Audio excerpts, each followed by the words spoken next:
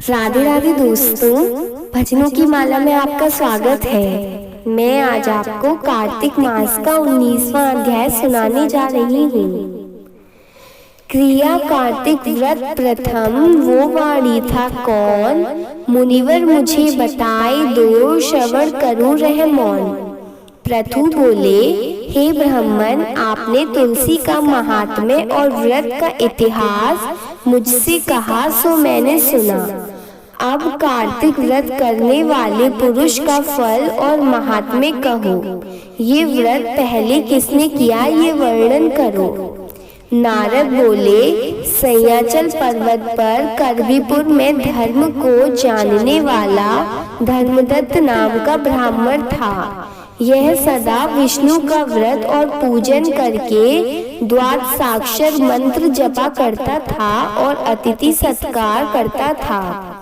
एक समय कार्तिक मास में एक पहर रात्रि रहने पर हरि के जागरण को भगवान के मंदिर में गया।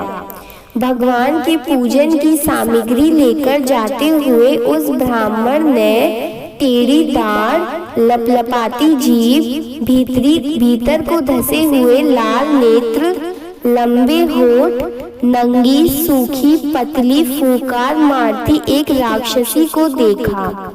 उसको देखकर वह कांप उठा। भय के मारे वह पूजा की सामग्री और जल से उसको मारने लगा।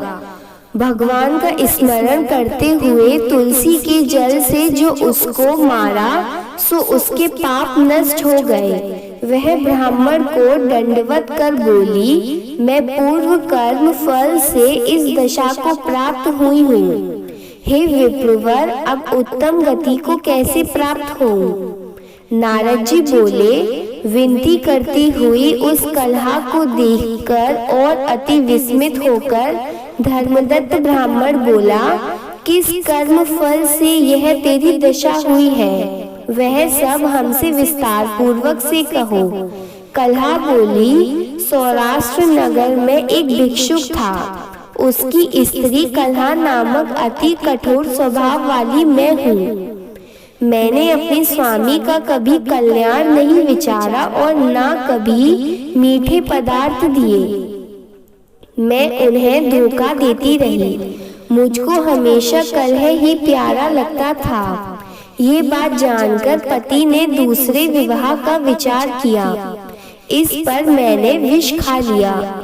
यम के दूत मुझे बांधकर ले गए। यमराज ने मुझे देखकर चित्रगुप्त से पूछा, इसने क्या कर्म किया है, ये देखो, इसने जो बुरा भला किया हो उसका फल पावे।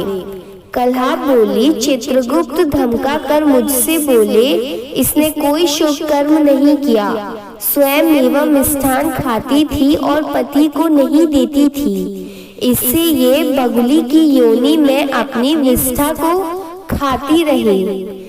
ये अपने पति के द्वेष करती थी। इससे ये विष्ठा खाने वाली शूकर योनि में रही। यह सदा पाक पात्र बटला आदि में भोजन करती थी।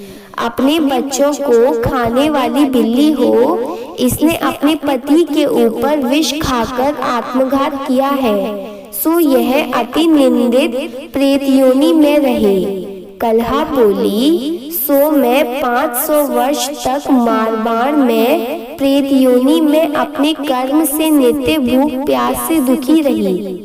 भूख प्यास से पीड़ित वैश्यों के हृदय में प्रविष्ट होकर मैं दक्षिण दिशा में कृष्ण और त्रिवेणी नदियों के संगम पर आई। जब मैं नदी के तीर पर पहुंची तब उनके शरीर से शिव और विष्णु के गणों ने मुझको दूर कर दिया। फिर भूख से व्याकुल मैंने तुमको देखा। तुम्हारे हाथ में तुलसी मिला जल जब मेरे ऊपर गिरा, उससे मेरे पाप धुल गए। जितेंद्र, ऐसी कृपा करो जिससे अब तीनों प्रेत योनियों से मुक्त पाऊं। इस प्रकार कलहा का वचन सुनकर और उसकी गलानी को विचार कर ब्राह्मण बोला,